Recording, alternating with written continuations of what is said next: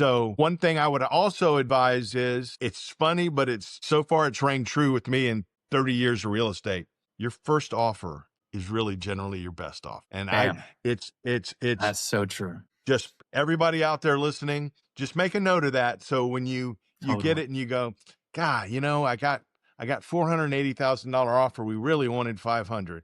Are you making a nice profit at 480 in month one? Because if you are, take your shekels off the table and move on to the next deal.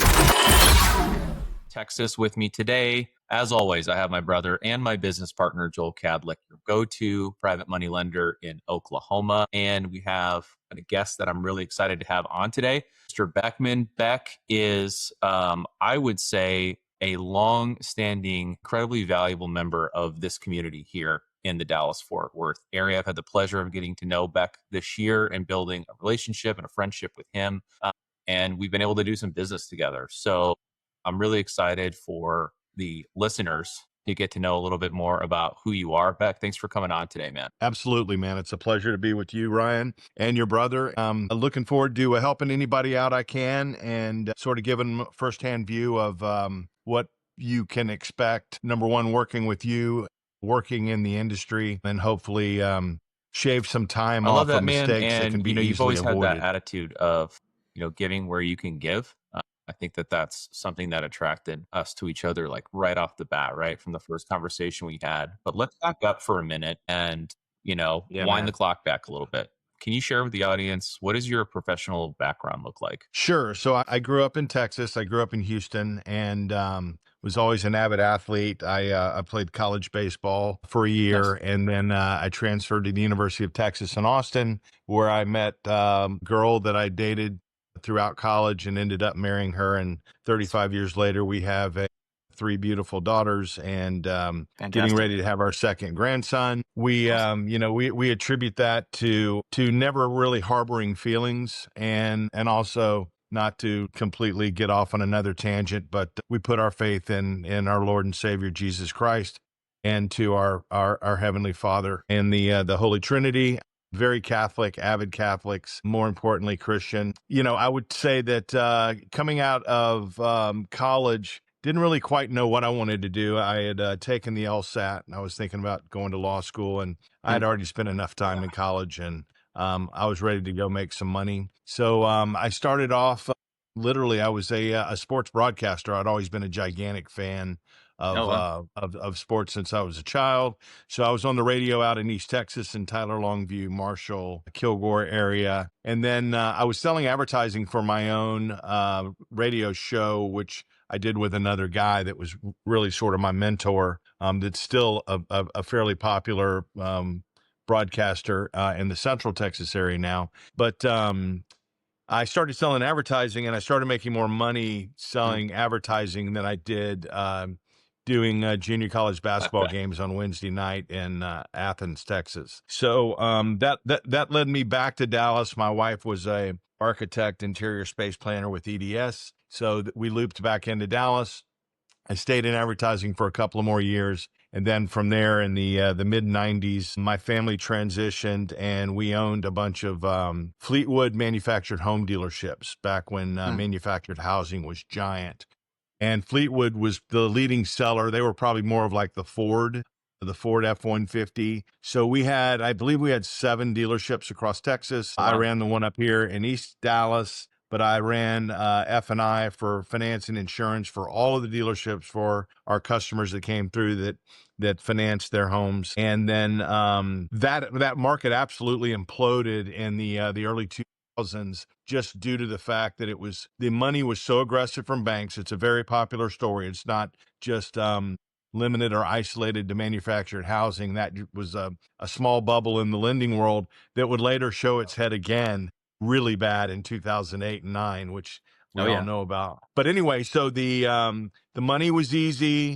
The dealers were getting greedy. A lot of just like in the mortgage business, a lot of bad written paper that was, put together by, the sales groups, and they had compliant buyers. Just give me the house and a payment that I can pay. So the foreclosures started coming in at an alarming rate. And I had come up with the idea to help the banks remarket those foreclosures. So I had a really good idea ahead of its time that we became extremely successful, and all we were doing was remarketing the foreclosed mobile homes that were sitting at other dealers' lots. Therefore, I had no inventory. My overhead was very low. I was actually in a high rise in Turtle Creek selling repossessed mobile homes, ironically. And then the finance companies completely went under in 2002, which led me to get into the financial services business and mortgage banking, and then title insurance with commercial, with Land America, which owned lawyers, and Commonwealth Title, which led me to a relationship with a small investment bank,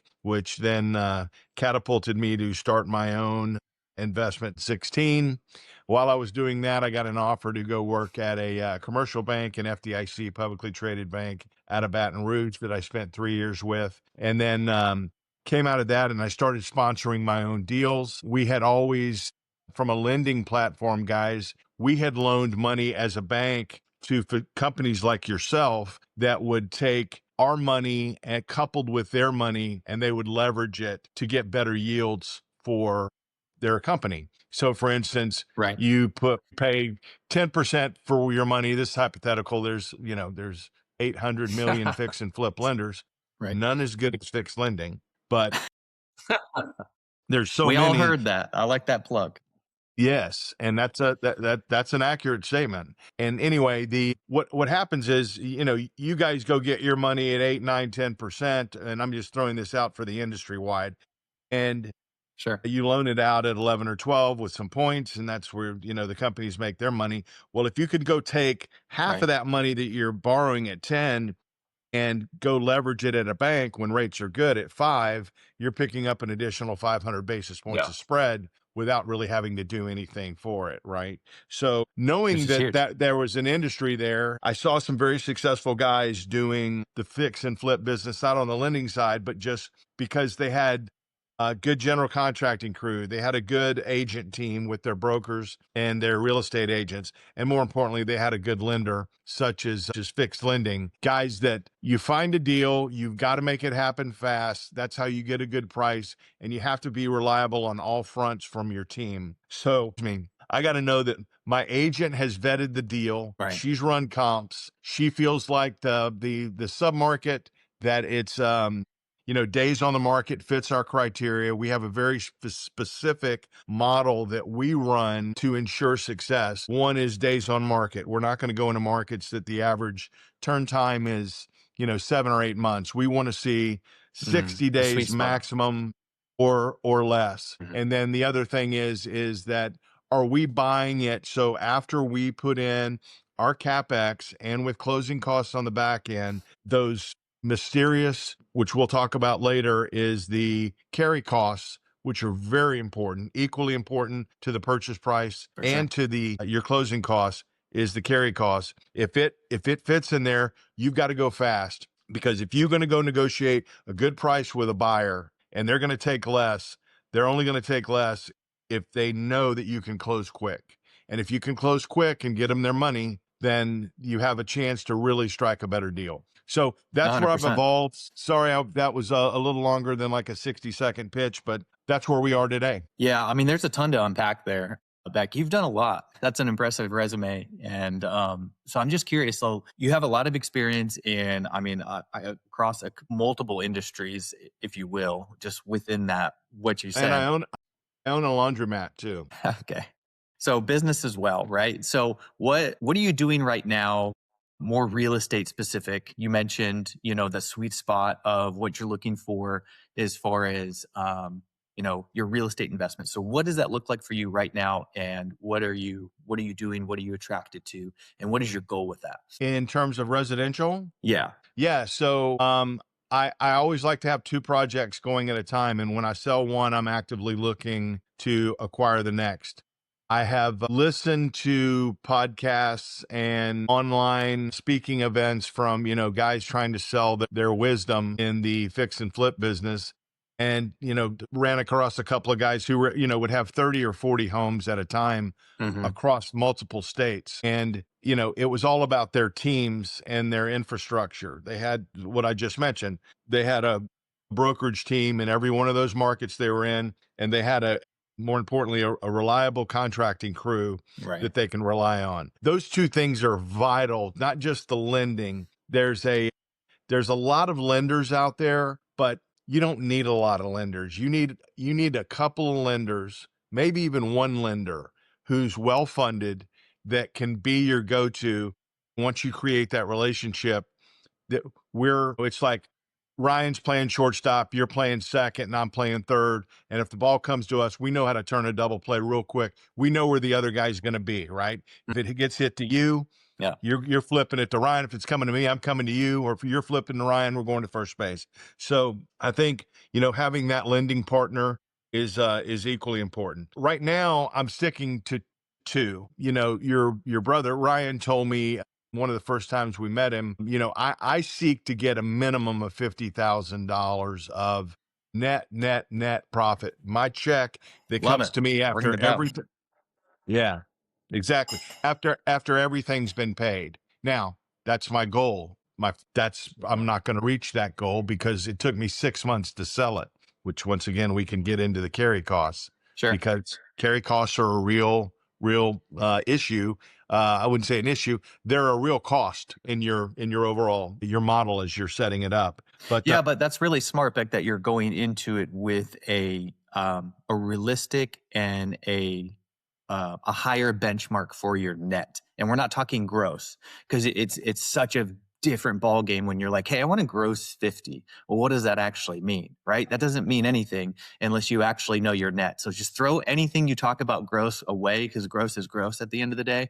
Let's talk about net. Let's talk about what's real. And if you're targeting 50 net, and maybe there's going to be those unforeseeables or their long-term hold costs or whatever, and maybe you end up at 30, like that's still not the end of the world. That's probably a good project. But like if you're targeting, hey, I wanted a net 20, that could be very problematic, right? Or if I want to gross 20, that's extremely problematic, because then you're probably on a break even, right? Or you're at a yeah, loss. So super yeah. important to identify that. So I think that's exactly right. Right. So gross doesn't matter. Gross is a formula which we call, with any accounting backgrounds, that's above the line, right? We want to know what's after everybody's been paid and nobody's going to bother you anymore. That's important too. After everybody's Right. been paid, that number is your net number. And what I call that is your net profit, or that is the money that goes to you and your family to either live on, to save, or to roll into the next deal. And so with the two right now, I'm satisfied with that. What I would like to do is to be able to target a minimum of 6, maximum of 12 homes per year, where realistically now, although my goal is 50,000 per house, and I will hit that on some and more on others, those tend to be a little more risky because you're going a little more expensive product, right? So Hmm. your carry costs are more. One thing you do not want to do in the hard money fix and flip business is to have a loan that goes really, I'd like to, in my head, knowing now what I know, I don't want to be in anything more than 90 days, but sort of max is 120 days. And if you start getting into that field, you got to know that your profits are being eaten away by your monthly costs, because you got to remember, it's not just you're paying your lender, you're paying gas, you're Yeah. paying water, you're paying electricity, you're paying taxes, you're paying HOA, and those are monthly, and those are not regainable costs. Those are all sunk. So every month that goes by, that $50,000 target, guess what? It's now July just went by. We're at 36. No, August just went by. Now we're at 100%. 30, 29. So one thing I would also advise is, it's funny, but it's so far it's rang true with me in 30 years of real estate. Your first offer is really generally your best offer. And Bam. it's That's so true. just everybody out there listening, just make a note of that. So when you get Totally. it and you go, God, I got $480,000 offer. We really wanted 500. Are you making a nice profit at 480 in month one? Because if you are, take your shekels off the table and move on to the next deal. Because my grandfather taught me a thing, and my father, There's an expression, and you guys have been around the world: pigs get fat and hogs get slaughtered. And so 100%. with that expression, a profit is a profit. Nobody's ever gone broke making profits. So I would just say that, that's sort of where I'm at now. Would I like to ramp it up? Sure. I've actually got 2 construction crews now, and I got a fantastic real estate agent that really hustles for me. And that's another key. Have an agent that'll do the work for you, So and then all you have to do is just vet her yeah, work at the I don't end. know. It's an interesting mindset thing, though, too. Sorry, Yep. real quick, Ryan, is because I see this all the time, and you're hitting the nail on the head with it, Beck, because it's like you don't want to, trip over dollars to pick up pennies. Because one, right now in this market, it's so critical to be able to price when you list the home, price the home right. Don't get too emotional about it. Don't try to squeeze an extra $10,000 because you think your home is going to sell at the highest it's sold in the last 12 months in that neighborhood. That now is not the time to do it in this current market cycle. Sell it or list it to sell. Don't get too greedy about it, right? Don't be the pig that gets slaughtered. And don't chance on the small things. So, like, if you're going to go through a 6-month process and put in all this energy and time and brain damage that could occur, whatever the case may be, like, then get the listing pictures too. I see it to where, like, you'll go the whole process and then you'll take a couple of pictures on your phone. Whether that works for you or not, depending on how you've got it dialed, fine. But, like, don't cut the corners at the last minute to, again, skip over dollars to pick up pennies, because time really, we talk about time kills all deals as far as like closing deals quickly. You need to close for the seller. You hit on this earlier in the callback of like time kills all deals. So you need to be able to go in there confidently with the seller, be able to close, have a lender that will close with you. But time also kills deals if you're going to have a house just sitting there on the market because of those sunk costs you just mentioned that are going to eat into your pocket day in and day out. So, like, don't get it to the finish line and then let it sit. Like, I don't know. That's a big common thing. So just wanted to make sure we highlight that for the Yeah, audience Joel, that is you listening kind as of took well. the But words out Ryan, of my you're going to mouth, say something but as well? that people were listening to some of those cautionary words that you were sharing, Beck, not to scare people, right, about all those additional costs. It just goes back to the wisdom in your, hey, I am targeting a net of 50. And that's Mhm. what we're trying to do too, right? Is we're looking at it from the lender's perspective of, hey, if X, Y, and Z all go wrong, are you still going to make a profit on this deal? That's super important to both of our sides. So if you think about it, and you've talked a lot about team today too. And I've had the luxury, this is not always the case. I've had the luxury and the blessing of meeting a lot of your team. I met your contractor, I met your realtor, and I met your wife. Yeah. And so, I Yep. know the whole That's my team, right? team. Which is even better, right? We have an even Yes. better level of trust in one another. So let's talk about the deal that we've worked together on. How did you find that? How did you find that deal in the first place? Yeah, that was a Carly Newland with Caldwell Banker. Carly is on the Chamber of Commerce with me out in Mesquite, Texas, which is nowhere to where I live, but that's where I own my laundromat. And for you Catholic boys that need to ever do your laundry, just send it with us. We met out there, Will do. and Absolutely. my oldest daughter, who's just an amazing entrepreneur, also has a real estate license, of course. It was she wanted me to use her for everything. And she's got a great job making multiple 6 figures a year. And she lives in Oklahoma City. I'm like, and it like we had a Yeah. pretty family argument. My wife's like, you got to use Blair. And I'm like, well, Blair's in Oklahoma City. How the heck is she going to go look at 7 houses for me and make the determination and do? So after I got over that hump, and that was a hump that delayed me getting into this business for about 60 days, I just sort of secretly had to go to Carly and go, hey, here's what I want to do. You're my girl.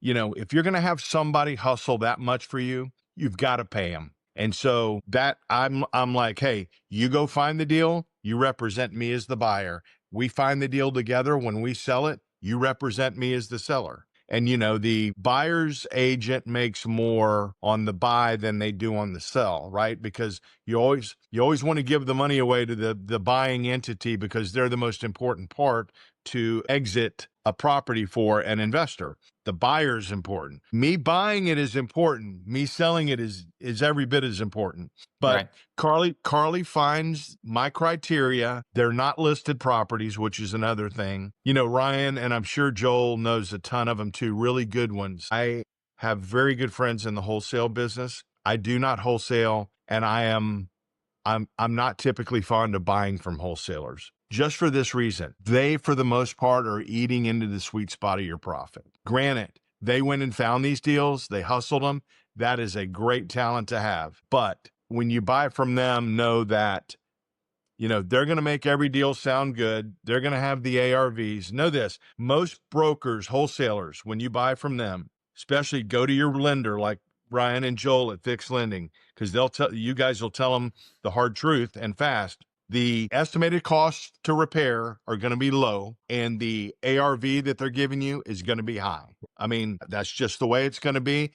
That is true. I'm not saying they're being dishonest. They're trying to present best case picture. Okay.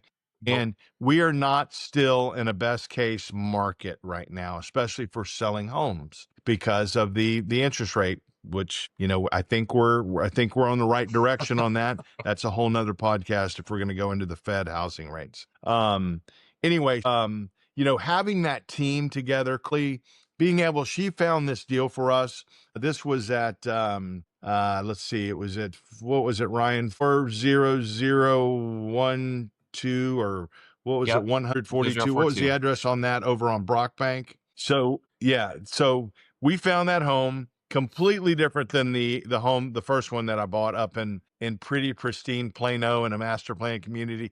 This is in Northwest Dallas, almost to Harry Hines and Walnut Hill. And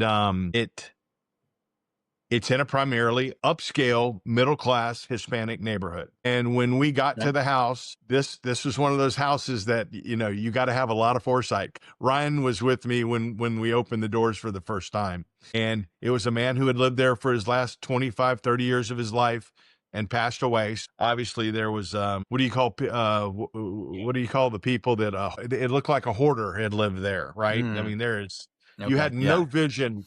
You had no vision of the home. Sure. But we knew this. We were buying it right based on comps that were in the area. And my contractors already had the vision of what they wanted it to look like. And a good contractor will coach his client. I wanted to put money into the backyard and the fence. He's like, don't do that. Put all the money into the kitchen, living room, and the master bedroom. Right. And the master bath. Yeah. That's where you put your money. So we did that. We cleaned up the backyard. It looks great. I would advise anybody that that's listening, go check it out. We can obviously, Ryan, I'm sure he's got some before pictures, but that's what I have. Ryan, is it 10042 But we can put Brockbank? Is that it? Notes too, Beck. Yeah, that's it. And I think, you ought to put the listing in there so you can see the house. Yeah. So from, not to interrupt you, yeah, it's on the market as of you said you were in the days. other one for a much longer period of time than you wanted to be in. Now you're like 90 to 120 days. So when did you close on this? And how long did it take from closing to listing the property? Because it was pretty quick. You're going to be able to call me on this because I don't have the numbers in front of me, but I'm going to say we were 45 days, maybe. Yeah, I mean, we did it fast. Damn. We closed fast. Wow. We closed fast. There you go. Ring them all on that. That's smart. Sure. Now we got to sell it. So let's sell it fast. I will tell you this. I'm not going to be too proud because I don't have a lot of carry in this yet. So I would say if I could get out of this with, a 10% net profit off the gross sale, and I believe we're on the market for 385. I believe our all-in. Am I allowed to talk about all-in finances and all-in bases and so forth? Go for it, man. Whatever you want to talk about. Oh, okay. Well, I'm just letting people know. I think we're all in for about let's see, 40 to, we're in for just right around 300,000. And we're going to be selling that at 385 with closing costs of about 30. So I'm hoping we're going to make between $35,000 and $45,000 net on this deal. So you're hitting all your numbers on that one. On that one, if we can do it. And, I started this at probably the worst time of the year and one of the worst housing markets you could start it at. The good news is we're blessed that we live in Dallas, Texas, right? Because our housing market, although slow, still kills most of the major housing markets just because the obscene exponential job growth that North Texas has received and continues to receive, over the past 5 to 10 years. Well, So, Beck, I also want to ask you a question about, and then we'll have to wrap here in a little bit because we're running on time. yep, But want to yep. ask you a question, kind of. So we're talking about real estate, but you also talked about the laundromat and your family just being entrepreneur background. You have business experience, just as a business owner as well, and obviously in as a real estate investor, you are a business owner too. This is, you run it as a business. We're curious your advice to anyone listening, just as a business owner, any takeaways or things that you have learned along the way as far as like running a business. I think the biggest things that we've heard so far is just like having the right team and the right people in the right seats is so critically important. But outside of that, is there any other things that you've learned just along your way or in the journey as far as business goes? Yeah. So, you guys being as well traveled as you are, the one thing it's going to be scary. It's going to be hard. Anybody that tells you it's easy is wrong. There's Yeah. nothing in life is easy, especially in business. However, Nothing if you worthwhile, sit right? right, if you sit there and you get paralysis by over analysis, you're never going to get anything done. Once you've researched and done your due diligence and assembled your team in whatever business you want to be in, you got to just get to the back of the diving board, take a deep breath, and just sprint as hard as you can and jump as high as you can and land in the pool safely. And you'll know how to swim, and you'll have people there to help you swim, of your trusted advisors. Because just remember this, if you're not the lead dog in the pack, the view never changes. So it's, you've got to be able to take the chance, but don't take it going in without doing your research. So take an educated chance in whatever field you want to do. And it also helps be passionate about your field. It makes your job when you're having a bad day, at least you're 100%. doing what you love doing, and you're doing it with people you like doing. And the last thing I'll say is, and this goes back to my faith, is that do unto others as you want done unto you. And if you're always trying to help somebody, that never goes unnoticed by the people you're trying to help, the people seeing that you're trying to help, and more importantly, the father above, who is smiling, saying, that's my boy, that's what I want him to do, that's what we've advised him to do. So there's my words of advice. If you're going to get into any new business, research it, get a good team around you, be properly funded, know what that's going to cost, and then just do it. If you don't do it, you're going to regret it. You'll never know, and you never want to live an unfulfilled life. Love that, man. Thank you. Really, really good. You bet. If anybody is interested in connecting with you or reaching out to you, where would be a great place for them to reach out? I am more than willing to mentor if I can, or answer any questions.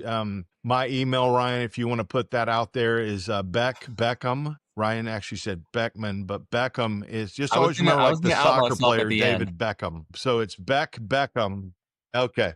It's funny. It happens all the time. And for a name being so easy as Beck Beckham, it confuses more people than it doesn't. But anyway, it's Beck Beckham, BECKBECKHAM at mac.com. You can email me there anytime. I'd love to help talk. If you need money, I have money available for more like not your kind of funding, but like subordinate funding to, bridge financing, gap funding, earnest money deposit type stuff. So I'm always willing to help out as well. Love it.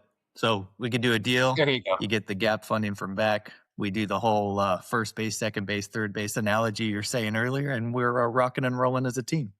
Rock and roll on. Love it. So yeah, we will put that information in the show notes. Beck, thank you so much for coming All on, right. man. Love the words Pleasure. of wisdom. We'd love to have you on again sometime and kind of Yep. just get an update on your journey. And with that, we will talk to you guys all on the next episode. Okay.